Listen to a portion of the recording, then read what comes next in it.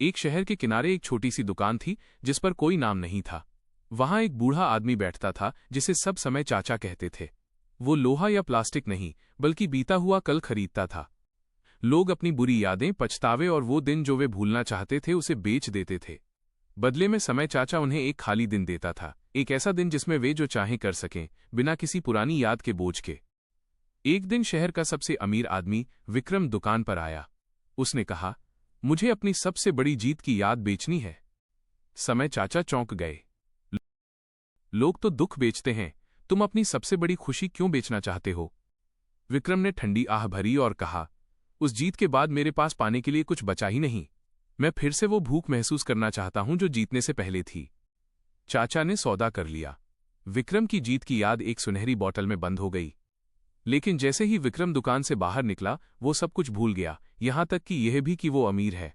वो सड़क पर खड़ा होकर एक साधारण मजदूर की तरह मेहनत करने लगा और उसके चेहरे पर एक ऐसी चमक थी जो करोड़ों रुपयों के बाद भी नहीं आई थी।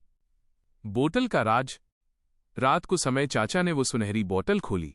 उसमें से कोई रोशनी नहीं निकली, बल्कि एक नन्हा सा बच्चा बाहर आया। वो बच्चा और कोई नहीं बल्कि विक्रम का बचपन का उत्साह था, जिसे उसने कामयाबी की दौड़ में कहीं पीछे छोड़ दिया था।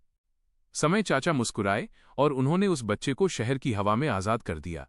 शहर के लोग जो उस रात सो रहे थे, अचानक सपने में खिलखिलाने लगे। उन्हें समझ नहीं आ रहा था कि वे खुश क्यों हैं, लेकिन अगली सुबह पूरा शहर एक नई ऊर्जा से भरा हुआ था। सीख। अक्सर हम अपनी सफलताओं की पोटली इतनी भारी कर लेते हैं कि आगे बढ़ने का उत्साह ही खत्म हो जाता है। कभी कभी खाली हाथ होना भरे हुए हाथों से ज्यादा बेहतर होता है।